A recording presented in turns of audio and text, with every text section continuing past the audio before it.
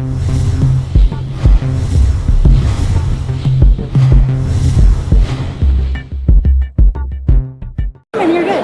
Ed McNerney. I'm the Chief Technology Officer at One Laptop Per Child Foundation, and we're here with our XO-3 tablet.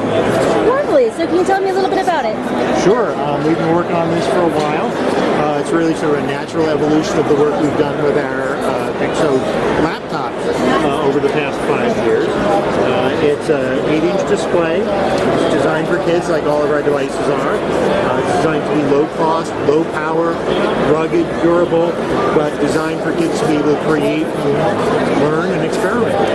What kind of CPU does it have? This is built around the Unveiled Armada 610. It's an ARM system on chip design. One of the things that we did with our tablet designs, the same thing we did with our laptop designs, is move from an x86 in the laptop to an ARM processor in the laptop. That was really an important step for us to be able to get to a low power design. We really moved from a 4-watt laptop to a 2-watt laptop by doing that. And so we've got a 2-watt tablet that really not only uses low power, but uses power very efficiently. So you can plug all kinds of funky power into this, and whether you've got a hand crank, or you've got a solar panel, or any other device, you can charge this rather than having a 12.0 volt dedicated charger that you have to get from the manufacturer. You can make electricity, we can use it. So can you tell me how long you need to charge it or hand crank it for hours use on the tablet? Well, again, it depends on your input.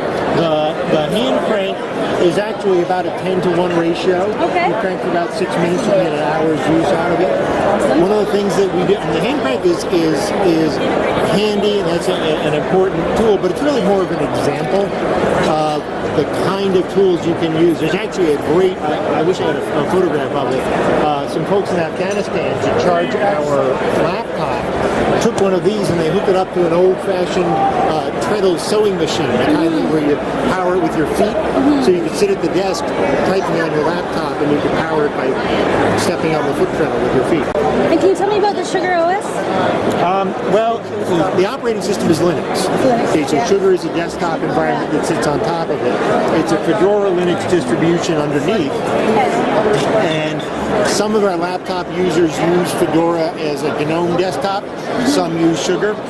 That's an option we're bringing forward to the tablet. So you can use a Sugar environment. You can use Android on it if you'd like. It's going to depend on the audience. For places like Uruguay, Peru, Rwanda, they have a very large investment in our laptops already, and they've developed activities, they've developed their own applications. They want to be able to see those continue to use on the tablet. For some place that this would be a new experience, then you might want to say, well, we're going to do something with Android and do something entirely different. Can you give us an example of some of the software that this is running? Well, we have some of our older applications. We've also added a couple of just quick demos. One of the things that's nice about this environment is it's very easy to put together a quick demo to teach kids how to use teach kids fractions by having a little ball bounce game.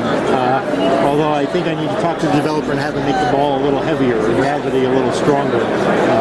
Takes too long. But it's just a simple little example of the kind of thing that you can do on the tablet with it. It has a 3-axis accelerometer to let you do that. We also, because a lot of our kids are offline a lot of the time, it's important to us to have a lot of content that works really well when you're not on the net. And we've done this with our laptop, we're doing it with the tablet as well, providing what we call Wikipedia slices, or a subset of Wikipedia.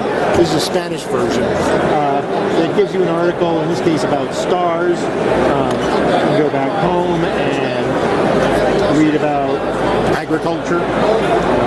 To read something. Maybe by the end of the show I'll have read all the articles. And so we give children a lot of educational content. We also give all of our deployments an opportunity. They have all the tools they need to create their own content and create their own. And This is going to come with a rear-facing camera, and can you tell me about some of the other ports that it has? Yeah, the one thing we added after this model was a rear-facing and a front-facing camera. It's got a USB on-the-go port, which you can use for connecting peripherals and also for charging it. This kind of charging you would only do through the dedicated power port, but if you've got a cell phone charger, you've got something that can do a USB charger, you can use that too. Headphone and microphone ports. It does have a power button, you can turn it off. Full-size USB port. SneakerNet is really important to us, and so these all have full-size USB connectors on them, so a lot of kids will use these. Microphone and full-size charging port as well. And I know that price point will depend on volume of order, but do you have a rough estimate? It depends on volume of order. And also, one of the things that we're doing with the tablet that's a little different than the laptop is we're giving people a lot of choices. They can make decisions about how big a battery do they want, how much battery life do they need, do they want a pixel key or a conventional display. So they have a lot of different choices. Perfect. Thanks so much for taking the time. Okay, thanks.